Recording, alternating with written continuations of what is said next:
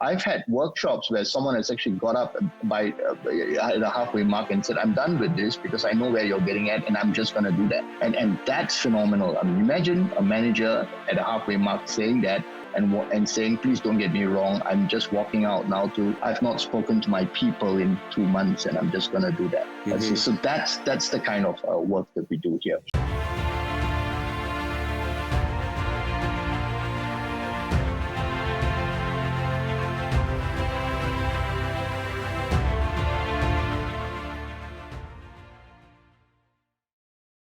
What is up, Impact Heroes? Welcome back to the show. I'm your host, Rick Ornelas.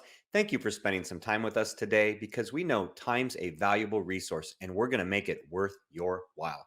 I appreciate each and every one of you, not just for listening, but for who you are.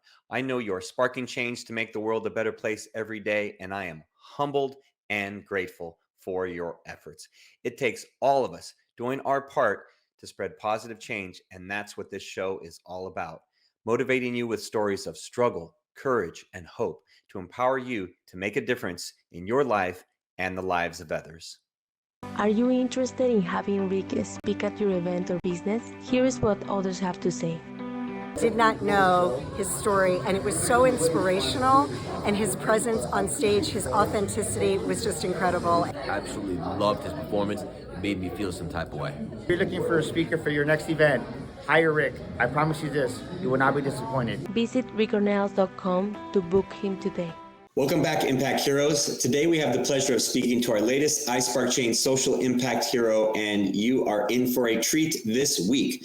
Our guest today is a true change maker. Over the past 3 decades, he's been empowering senior leaders to transform their organizations with a focus on people and culture. He's helped boost self-awareness, emotional intelligence, and the ability to drive change in transforming himself and other leaders. He's a former naval warship captain of 2 tours, not 1, 2, who went on to lead and architect leadership transformation and systems level change in the Center for Leadership Development for a decade. He's advised senior government leaders in both Singapore and Bernay and received World Bank acknowledgment for his change work and transformation success, among other things. He's an author, award winner, has taught master's programs at 2 universities, plus completed his PhD on leadership and tactic knowledge transfer. That sounds very interesting. And he's driven, passionate, and has devoted himself to creating a better world. So please welcome to the show the authentic, global, and self-aware Dr. Karuna Ramanathan. Dr. K. Good morning, Rick, and thank you for having me on this show. It's a real privilege to be sitting in this chair right now at 6 a.m. in the morning, just talking to everyone out there. I'm just amazed at the opportunity. Thank you. Yeah, thank you for coming on. So first of all, should I call you Dr. K? That's what it shows on the screen there, or how, what do you prefer? Karuna is fine. Karuna. Okay. All right. We'll go with Karuna. All right. Well, thank you. We connected because someone on your team had reached out, and I had to say I was pretty intrigued because, at first glance for this podcast, and our audience may say, hey, well, what does someone like that have to do with being a social impact hero? And as I was telling you off air, being involved in leadership for 30 years, I would say everything. Is in regards to social impact, because that's such a huge part of leadership. I mean, would you agree? Totally. I think at the root of it all is the belief system, the values, the attitudes that we bring out to bear. And I think that kind of forms over time, but increasingly in positions of power, it gives we start becoming a little bit more conscious of the impact we have on work that we do and on other people. And you really want to worry a little bit about that, especially now. And I believe that there's been a drive, and we are almost in an overdrive now, to kind of deal with the impact we have on people. We have impact on people, we have impact on the environment, we have impact on all these decisions actually add up to something that could be a lot better. And I think that makes us all leaders, and we really need to start thinking about that. That's great, because that's exactly how I look at it. I look at it as we are all leaders in some capacity, right? Whether you lead a team or an organization or your family or you're a leader in your church. I mean, so many ways, and that we all impact others. And for years, I didn't really think that. For years, even though I was involved in leadership, I just kind of focused on, hey, this is the sales team I'm leading, or this is the company I'm leading, and didn't think about the impact that we were having on the greater good, or globally. And as I created iSpark Change a few years ago and started focusing on, everyone's actions have that ripple effect that affects people far beyond what you realize on a daily basis. And I'd say a leader even more so, a leader of people even more so, because they're affecting others on a regular basis. Yeah, we've gotten, and I've seen this over the years, and right now we actually verbalize it quite a bit, the intent and the impact.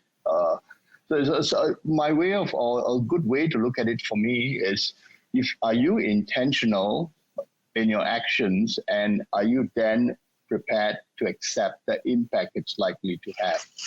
And that intentionality carries with it, at least from a leadership development point, the need to be a little bit more aware, a little bit more self-managing, a little bit more relational, and basically be socially conscious of what you do and what you stand for. And that kind of a generator of sorts could help us to bring to consciousness the possibility that what we might be doing may not be what we might want to see. And that's kind of a realization that creeps up, or has crept up on me in my 30 over years of work. But it's a lot harder right now for a lot of people. And so what we do is we kind of bring that into the first 5 to 10 years of your career, because you'll certainly be a lot more successful intentionally if you are thinking a little bit more about what you have or will be doing.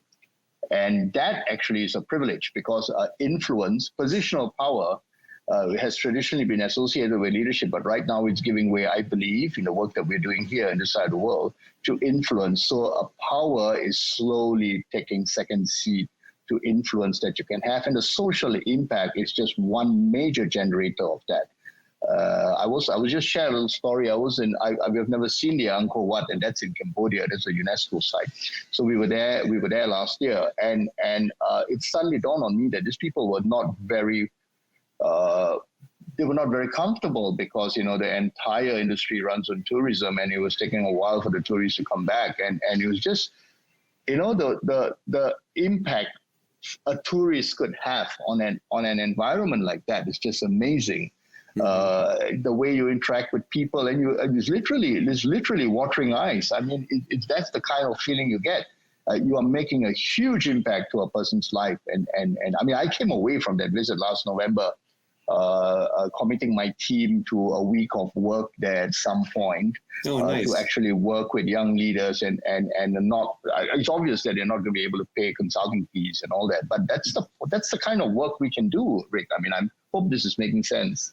Oh no, absolutely. And I mean, I think that's wonderful that, you want to have your team, that you had that kind of awareness of what was going on and the impact you were making, number one. And then number two, that you want to bring your team back to have even bigger impact. I want to touch on two things that I got from what you were sharing there, Karuna.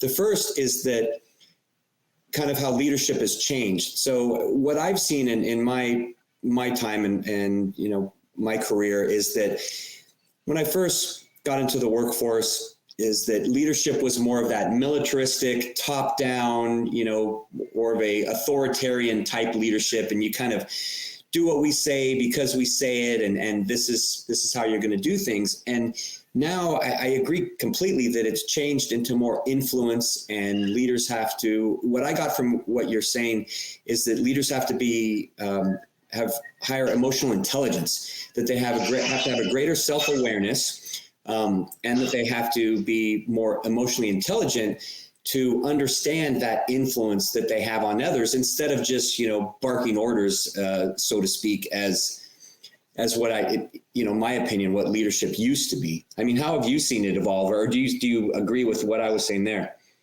Yeah, totally. And there is a logical reason for that, because the science of leadership actually is rooted in the military. Studies on leadership started up in post-World War II in the military. And actually that's another thing that a lot of us don't realize is the science of teams actually then also started in the military. Management took a completely different course, and of course you have all the other theories behind that. But moving on, the two started merging as we started becoming a little bit more globalized. There were different practices, and it was all these coming together. But for a long time, leadership has simply been about power, positional power, and it still is, because in an organization, things are organized and management manages. And so people in positional power default to a leadership style that is naturally command, control, downward looking, upward aligning. And that's management school 101. I mean, basically any MBA would teach you that. But this is what I think has changed over the last couple of years. We are starting to come to terms with the complexities inherent at work, at home, even when we travel, all that risk, all that effort we need to make. And we begin to wonder, how can I be a little bit more impactful in the relationships that I truly seek? Now, at home, it's straightforward, Rick, because the riskiest relationship is probably marriage, and we made a choice there, and we're going to make that work, right? I mean, that's one. But at work, people really don't have a choice. People don't go around choosing people they work with. They just have to start working with people who don't choose or may not choose to work with them. So we're all becoming, I think, we're becoming very conscious of being relational and relatable to people in order to be able to influence them and work together. Now, all this seems like textbook stuff, but this is where the problem with teams start. So teams will only work if you are either in the military, where it's all very well defined, or teams will work if you make an effort to be a lot more impactful.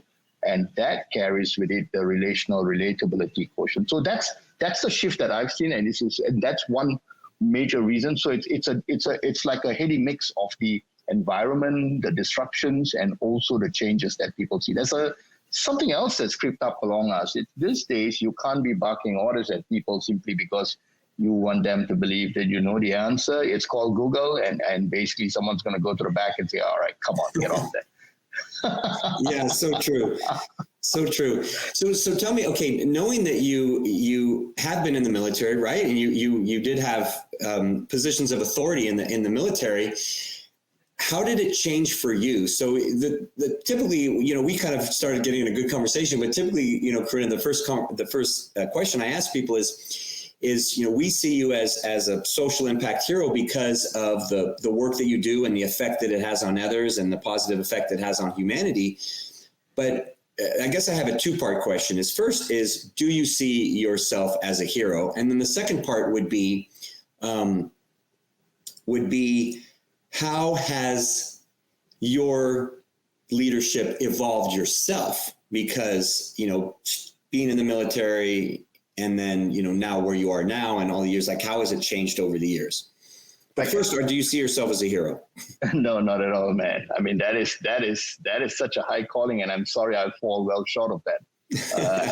And let me explain why. Because it's easy to have that tag on ourselves, but actually, I am and I still stay somewhat tuned to the principles of servant leadership and service.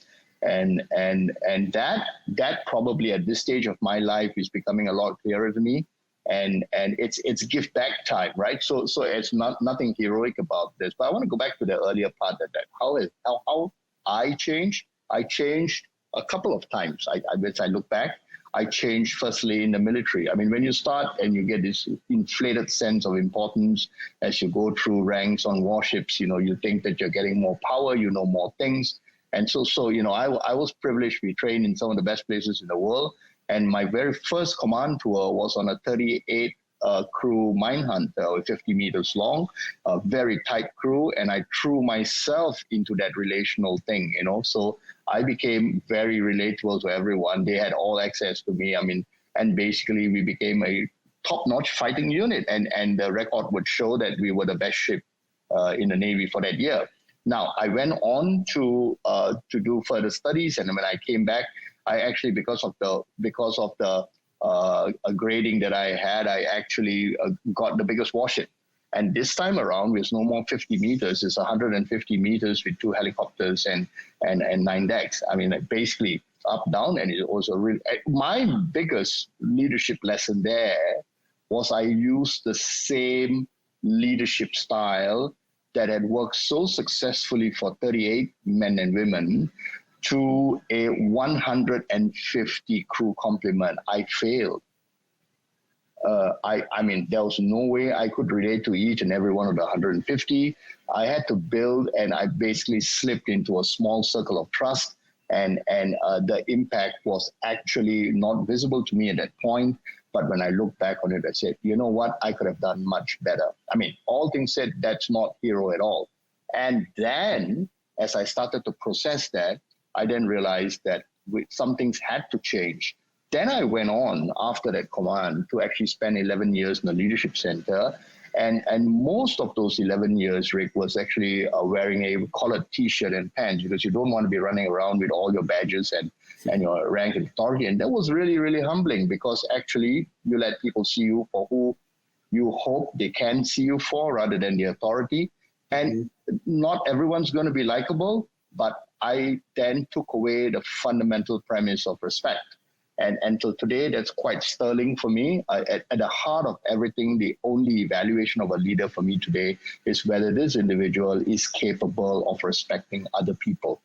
And that is so fundamental, because it underpins, so going on to where the lessons have been, respect to me is the bedrock for empathy. And empathy is actually basically when you practice empathy and you're consistent in practicing empathy, one might describe someone to be a leader with some degree of humility. I mean, there's lots of psychological theories around this, but I prefer the respect, empathy, humility route rather than the higher and loftier love, compassion, authenticity route. I mean, that's a much higher calling. I guess people who do that must be real heroes, but I'll just stay at a much lower level now. I hope that makes sense, right? No, it does make sense. And I would say, I'll try to convince you, Karuna, that you are a hero, because with our definition, we use an acronym on the podcast that a hero, they honor their purpose, as is the H for hero. And I think by doing the work that you're doing, by helping to make others better leaders, by, being a humble servant leader and having empathy, then that in itself is, by our definition, is heroic. Thanks. And even just having a positive influence on others that you talked about at the very beginning, I see that as being heroic, because I believe that, just like you said, that we all influence one another, and we all can influence each other on a regular basis, that we can all be heroes on a regular basis, that every day has, each individual on this planet has the ability to be heroic by my definition. Now, there's a million definitions of hero, right? Yeah. And there's comic book definitions and all these, crazy things, but for our purposes, I'd say that, I'd say you're definitely a hero. So I would humbly accept a little bit of that, but let me you just brought something else to mind. So when the COVID struck all of us, traditional consulting, I mean, I'm a transformation consultant, and basically took a hit. And we got to thinking what we could do coming out of it. And here's where we are right now, and I hope that we'll have this opportunity to chat about this months ahead. We actually spent just over a year, pulling a lot of knowledge into a gamification app platform. And we're going to put that out there for young people in the Asian region, ASEAN. Let's just say ASEAN, that excludes China and India, right? But you're looking at Laos, Cambodia, the Philippines, Thailand, Indonesia, Malaysia. English-speaking young executives who might be struggling at work to be able to become better leaders. And that would be a heroic endeavor, because you're actually slashing right down to minimum cost, and you're making a real, if it works, a social impact. I mean, I'm actually pooling consultants in the region to be able to give some time to developing people for a very small cost as to what they would normally charge. And the theory here is more people need help to become better versions of themselves, and we should not hold back on helping them do just that, because the world today and the world 15, 20 years ago, I'm sure you'd agree with me, is very, very different, and we just need to help people. Yeah, so the platform's called Change Leader. It's going to be launched in the second half of the year, and I'm hoping that it would actually have an impact socially on how managers work with people in all these countries. And I think it will. And thank you for sharing. Thank you for sharing about that. And it's interesting that you talk about gamification, because that's one of the great ways to engage people. Especially like you said, young executives, Gen Z, younger millennials. I mean, that's perfect. So I'm sure you will have success. And as you launch it and everything, we can definitely chat again. So there's some more heroism in your work. So in the different, how did you get interested? Obviously you were in the military, but Karuna, how did you get interested in leadership? Was it thrust upon you by virtue of your time in the military, or is it something that you've always had a knack for or an interest in from the time you were young? I think, my goodness, I was just been thinking about this, because I think the HR community is starting to move into skills-based assessments rather than simply qualifications. I mean, it's a huge topic right now. But when I look back, I think we all, there would be some indication of wanting to lead when we're in school. I mean, there are enough studies to show that people who join, for example, co-curricular activities, they actually lead in sport, they do those kinds of things, right? So, but in Singapore, there's compulsory military service, and I think there it kind of gives you a taste of what it might be to want to lead in a military setting, and so that drew me as well. And then on the ships, it started to be a little heady, because you get escalated right through ranks, and you actually, before you know it, you're in second in command, and you think you're a real hero. Actually, you're not. You're a hero within very narrow confines of say the warship, right? Okay. I think my first jolt came as I went from one successful ship to another extraordinary complex ship, and that kind of I kind of got to thinking as to what I could have done a lot better. This was when I was 37, 38. And I realized that I did not have quite the impact I thought I did on people.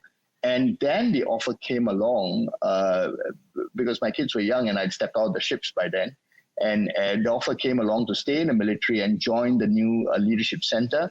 And I got drawn to that because I could actually do some real work there. And I must say that those 10 years were amazing, because I was very fortunate to be dabbling with difficult leadership development concepts and experimentation. So I give an example. One of the programs required us going into the jungles in Brunei for 19 days to actually observe how 600 soldiers actually interacted under stress. I mean, that kind of stuff is really, really a privilege. And that gave a sense of how people actually work with each other, how they can better work with each other, and what we might need to do to help people. And so when I came out, it was natural. I didn't want to be a leadership trainer. I actually wanted to help people become better versions of them. And that endeavor, that's like a North Star. I still do that. I believe I'm known to some of my past clients as not turning down an assignment if someone needs help. It's actually that, and I believe there are many more like me out there, you included, Rick.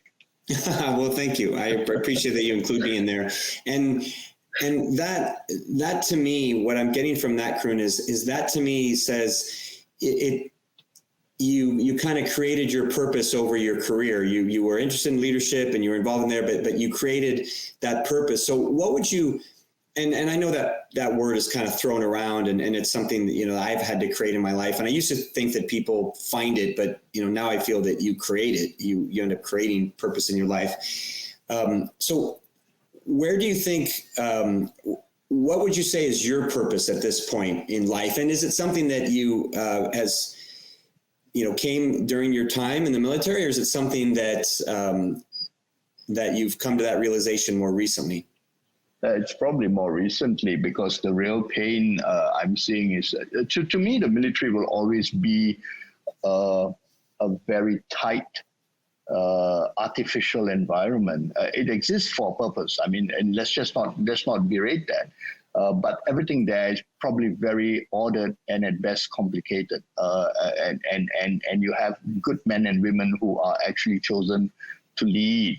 So let's put that entire paradigm aside now. Because of the complexities we're seeing in organizations, external as well as internal, we're starting to get a lot of people who are facing difficulties in organizations. And I started realizing that the more I work with managers and supervisors. I mean, there's a whole range of problems that people take with them to work. And there's a whole range of problems that people take from work to home.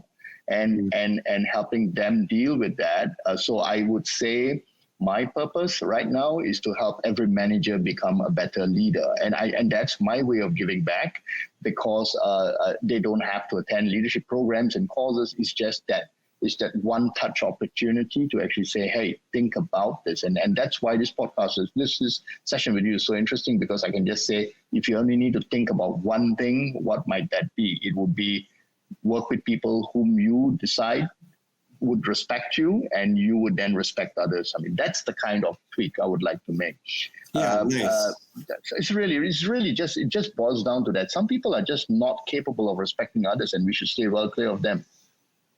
Yeah, and I think, even though totally different cultures from the States to Singapore, I'd say there's a lot of similarities in terms of the challenges that leaders face and the growth stages that they go through. So you touched on there about helping managers become leaders. So I know when I've worked and coached in small businesses, there's that whole debate about, manager versus leader, and the owner of the business, whether they're more of a manager and leader. I always ask them that. How do you help managers or people that are used to, managing or having a certain type of modalities or methods? How do you transform them, if you will, into those leaders to have more impact and influence and respect people more? The traditional consulting way to this is like 6 months of work. You put them through some workshops, you get some coaching going, you get some assessments done, and those things are very costly. I mean, they are actually costly. So if you're gonna go broad based and have a social impact on this, then actually the realization, just getting straight to that question, would be you are already a successful manager. I mean, you're a manager because you are a good supervisor. You could actually do work. You know enough to get work done for the most part. Now you need to start thinking of the difficulties that you would have to cope and adapt better. And that requires that you draw on people decide that they will work with you, and you will open yourself up to working with people. And that shift actually means I will manage the work, but I will seek to lead people. And that starts with self-leadership and deciding that I will lead myself. So the shifts are actually very subtle. It is the realization that you could choose a path of respect. I mean, you could choose a path of love. It's good for you if you do that. But you could also choose a path of respect, rather than to choose a path of fear or pain or worry and that brings that back down to the realization that you could actually do things quite differently and become a little bit more successful at work. For some managers, the tweak I've had workshops where someone has actually got up by the halfway mark and said, I'm done with this because I know where you're getting at and I'm just going to do that. And that's phenomenal. I mean, imagine a manager at a halfway mark saying that, and saying, please don't get me wrong, I'm just walking out now I've not spoken to my people in 2 months and I'm just going to do that. Mm-hmm. So that's the kind of work that we do here. I still have clients and they're great people and who ask me for the traditional workshops and the traditional programs. We do change and adaptive leader work. But the larger part of me is starting to bring this down to a point where you can just flip a switch and realize that you are a leader. And it's something you said at the pre-talk, the pre-chat check-in. You know what? I mean, if you decide to have children, you are a leader. There's no way you're going to manage them. Yeah. It's as simple as that. So Yeah. we all have that in us. It's a matter of flipping that switch on. And for a long time, the way organizations run has kind of made us not flip those switches. But the time is to flip that switches now. Yeah, and would you say that the part of the reason for that shift, that the pandemic played a big role in the shift? Totally. I mean, just coming off early this morning, I glanced over a short article that said work from home is actually quite hazardous if you've not thought a little bit about it. So we are going to have to make, so we're going to, post-pandemic, we're seriously going to have to make some serious choices. And those choices carry with it commitments, as that commitment would carry with it certain risk and effort. I mean, it's as simple as that. And therefore, we have an opportunity to impact people. We just have to be more intentional about it so that we don't get blindsided like I did, years ago, not thinking that their position was going to impact people. It's not. It's the influence that you need to grow around people. And it gets a little harder if your personality or your psychological needs don't sit well, but there's also opportunities to do that. I think everyone is I believe everyone's capable of change. And I believe that all managers can and are already leaders. We just have to flip the switch. Yeah, and they have to be on board, I guess. They have to be on board and be willing to do the work and do that change, which can be hard for some people, but as long as they're open. Yeah. And I'm a results and data-driven guy. I mean, as much as most consultants are, right? We're looking at anywhere from 50 to 75% success in doing this. Yeah, that's good. The traditional returns are actually 8 to 25%. So I can understand why there's a lot of hesitancy in doing this. But the power is not in the HR department, or the power is not in the training and development departments. The power is in each and every manager. Yeah, and I say that's the mental shift, I guess, that people need to make and realize that they have control over their own destiny and their abilities and everything. Totally. And that I'd say just in my career, I've noticed that some of the younger generations, they have the ability to make that mental shift a little quicker than maybe, like Generation X or baby boomers, whereas, Gen Z especially can make those mental changes quicker than some previous generations, I would say. That's obviously going to be an alternative way of looking at that, mate. I mean, seriously, we get to stages in our life where I'm 59 this year, so basically you know that, hey, so what's life really worth thinking about? And you start thinking about your purpose in life, and you start thinking about the way in which you can, just how much of gratitude, you've accumulated basically for people, and have you shown enough of that? But if I rolled it back to 25 or 30, I empathize with the younger generation. I mean, my kids are 30 and 27. It's like there's a level of distraction that they're facing is amazing. I don't think we've been able to cope. They are significantly more cognitive, which means that they can process it faster. It's like going from YouTube to TikTok, right? I mean, you can immediately get it, right? But I'm not so sure that the cognitive emotive balance is clear enough for them, as it would be for someone having like 30, 35 years of work. So I now become a bit more emotive about my work now, and put that cognition away and said, what is my real purpose here? What am I trying to do? How is this day going to be different from any other day? And if I had only 1 hour to live, and if I was looking back, would I have said that this was an hour well spent? I mean, have we gotten to that level of understanding, which is, I think, almost near impossible for someone in their 30s to pick up. Yeah, I agree with you. I agree with you there. I think the for sure, because you need that life experience, you need that time, you need that work experience. I think what I was getting at is that they're a little more open to change, and maybe because they've seen the world change so much in such a short period of time, where it was a little slower for us, those changes. So they see changes like so rapid. So they're maybe a little more open to that change.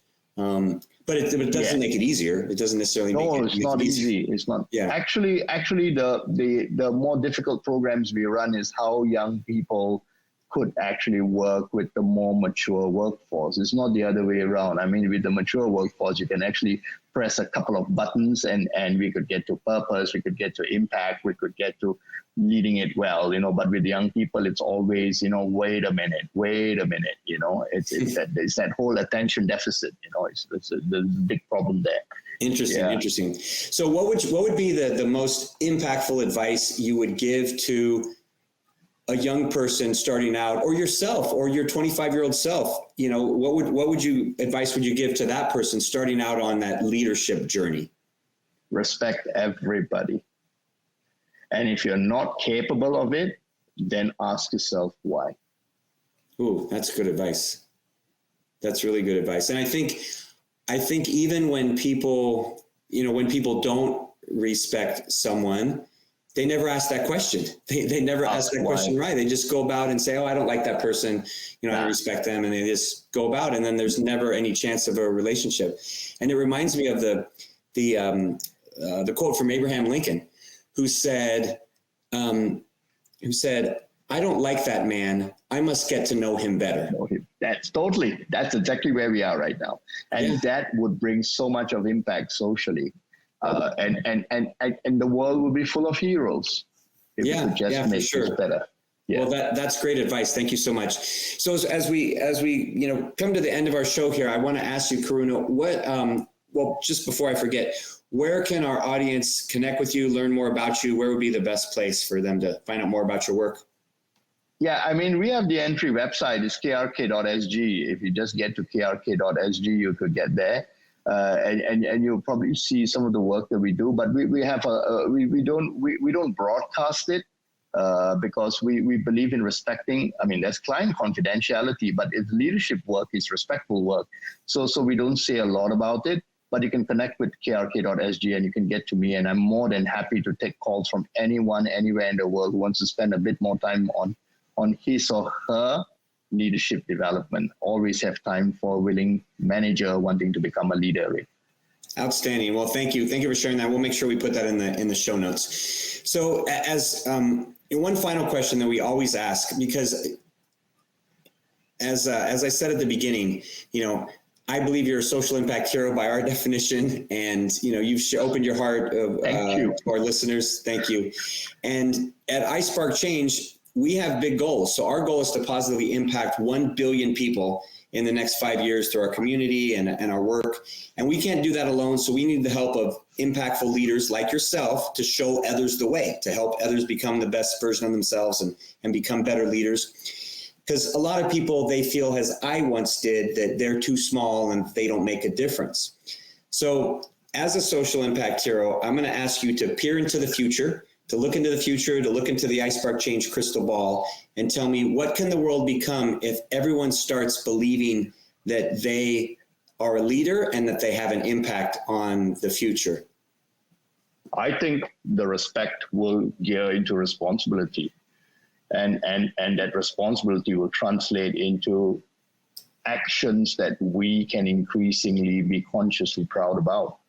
And that, I mean, I don't accept wrong actions within family because we are a team of leaders. And that relatability and relationship with my children and my spouse and my siblings, it stays that way. So imagine a world where this actually percolates and opens up with everyone be accountable and responsible for his or her actions. And that intentionality would bring about good and necessary impact in this already fractionalized world. I mean, there's so many things going on here, and you can't save the world, but I think we can generate humanity in one way or the other. So if you ask me to just pin it down, I mean, I would say every manager is capable of becoming the leader he or she was actually born to be. It's a matter of deciding that you want to get there, and it's not as hard as it looks. Sorry that it's been made that way, but it's not. And you don't need positional power to have influence with people. So I envisage a world where we're only going to get better. Yeah. And that'll be a beautiful world and an impactful world. So thank you for that answer, Karuna. I appreciate it. And thank you for taking your time today to share your heart and wisdom with our audience. You came in, you over-delivered as I knew you would, and your desire to be impactful is evident. You're filled with passion, determination, and you lead with a heart of service, which tells me you're going to continue to have success in all facets of life. So it's only the beginning of your time as a social impact hero. So thank you for being on the show. My real privilege, Rick, and thank you so much for having me on this. Thank you. Yeah, my pleasure. All right, Impact Heroes, it's our stories that connect us all, and we loved hearing Dr. Karuna's story today. Dr. Karuna, you're not only an inspiring and amazing human being, you are truly an iSpark Change social impact hero. We'll see you all next time.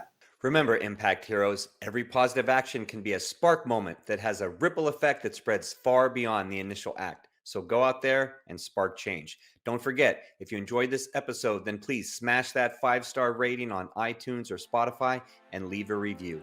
We value your comments and we want to hear from you in the community. Thank you for listening. God bless you, and we'll see you next week on the iSpark Change podcast.